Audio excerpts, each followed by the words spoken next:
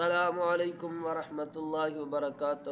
سامعین محترم، جو آدمی ایک حدیث میں 3 کام کا ذکر ہے، ایک حدیث میں 4 کا ذکر ہے، جو آدمی یہ 4 کام یا 3 کام کر لے تو اللہ رب العزت اس پر رحم بھی فرماتے ہیں اور اللہ رب العزت اس کے تمام گناہوں کو معاف بھی کر دیتے ہیں، اور اللہ رب العزت کل قیامت والے دن اللہ پاک اپنی جنت میں اس کو داخل بھی کر دیں گے۔ سبحان اللہ۔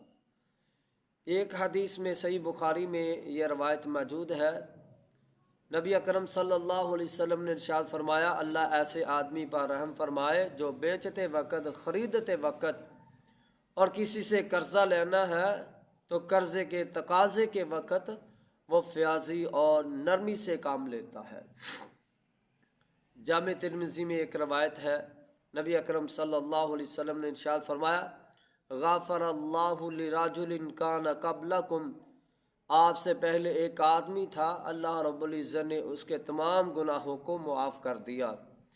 کان سہلا اذا باع، جب وہ بیچتا تھا تو نرمی سے کام لیتا تھا۔ سہلا اذا اشترى، اور جب وہ کوئی چیز فروخت کرتا تھا، کوئی چیز بیچتا تھا یا خریدتا تھا تو اس وقت وہ فیاضی سے کام لیتا تھا، نرمی سے کام لیتا تھا۔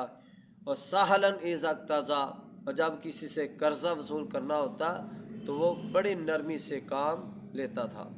اور ایک روایت میں نبی اکرم صلی اللہ علیہ وسلم نے ارشاد فرمایا، ادخل اللہ عز وجل رجلا، اللہ رب العزت نے ایک آدمی کو جنت میں داخل کر دیا، وہ خریدتے وقت اور بیچتے وقت اور فیصلہ کرتے ہوئے، اور جب کسی سے قرضہ وصول کرنا ہوتا تو نرمی سے کام لیتا تھا، نرمی سے وہ سارے معاملات کرتا تھا۔ اس وجہ سے اللہ رب العزت نے اس کو جنت میں داخل کر دیا۔